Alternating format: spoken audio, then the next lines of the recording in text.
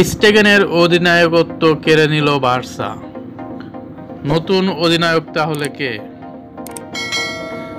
চোটের কারণে দীর্ঘদিন ধরে মাঠের বাইরে বার্সেলোনার জার্মান গোলকিপার।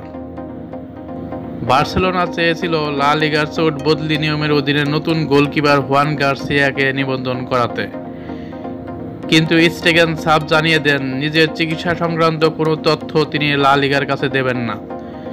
এতে গত জুনে স্পানিওল থেকে আনা গোলকিপার হুয়ান গার্সিয়াকে নিয়ে বার্সার পরিকল্পনা আর এগোয়নি। এবার পাল্টা শাস্তিমূলক ব্যবস্থা নিল বার্সা। গতকাল টের স্টেগেনের কাছ থেকে অধিনায়কত্ব কেড়ে নিয়েছেন কাতালান এই ক্লাবটি।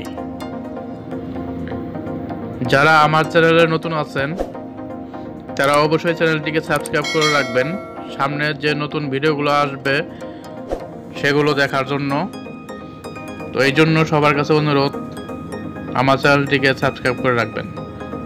চলুন এবার বিস্তারিত জানা যাক।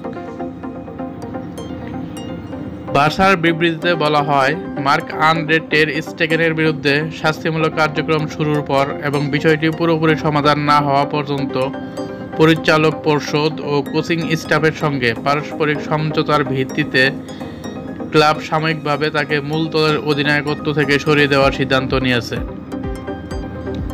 এ সময়টায় বর্তমান সহ অধিনায়ক রোনাল্দো আরাউহো প্রথম অধিনায়কের দায়িত্ব গ্রহণ করবেন বলেও জানিয়েছে বার্সেলোনা। হাঁটুর চোটে গত মৌসুমে দীর্ঘদিন মাঠের বাইরে ছিলেন টের স্টেগেন। গত মাসের শেষ দিকে পিঠে অস্ত্রোপচার হয়। তখন জানানো হয় অন্তত 3 মাস বাইরে থাকতে হবে 33 বছর বয়সী ফুটবলারকে। লা লিগার নিয়ম অনুযায়ী কোনো খেলোয়াড় যদি 4 মাসের বেশি সময় মাঠের বাইরে থাকেন তাহলে তার বার্ষিক বেতনের 80% বেতন বাবদ ক্লাবের মোট খরচের হিসাব থেকে বাদ দেওয়া যাবে। লা লিগার নিয়ম অনুযায়ী সব দলকে বেতন সীমা নীতি মেনে চলতে হয়। টের স্টেগেন বার্সায় সবচেয়ে বেশি বেতন পাওয়া খেলোয়াড়দের একজন। তার বেতনের 80% হিসাব থেকে বাদ দিতে পারলে ক্লাবটির জন্য বেতন সীমা নীতি মেনে অন্য একাধিক খেলোয়াড় নিবন্ধন করানোর পথটা সহজ হয়ে যায়। বার্সা চেয়েছিল টের স্টেগেনের বেতনের কিছু অংশ ব্যবহার করে চোট বদলি নিয়মে একজন গোলকিপার লা লিগা নিবন্ধন করাতে, কিন্তু ঝামেলা হলো চোট বদলি নিয়ম ব্যবহার করতে হলে আগে চোট পাওয়া খেলোয়াড়ের লিখিত সম্মতি লাগে। এতে তার স্বাস্থ্য সংক্রান্ত তথ্য পর্যালোচনা করতে পারে লা লিগা।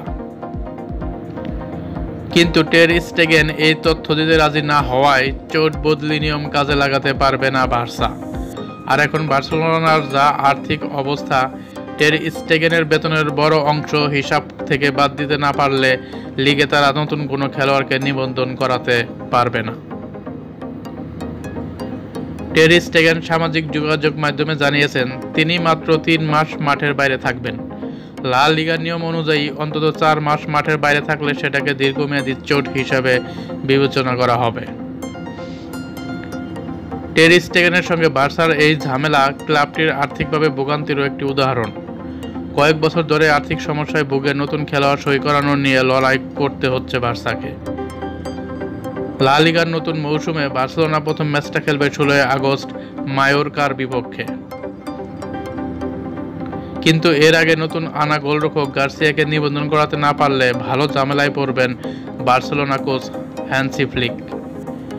ইনাকি পেনা এখন দলে একমাত্র ফিট গোলকিপার যিনি লিগে নিবন্ধিত। আরেক গোলকিপার বয়চেক সেজনিরও নিবন্ধন বাকি। সব মিলিয়ে বার্সার এখন একটা দুঃসময় যাচ্ছে, আমরা সেটা লক্ষ্য করতে পারছি। তো এরকম নতুন আরও খবর পেতে অবশ্যই চ্যানেলটিকে সাবস্ক্রাইব করে রাখবেন। সবাই ভালো থাকবেন, সুস্থ থাকবেন। আল্লাহ হাফেজ।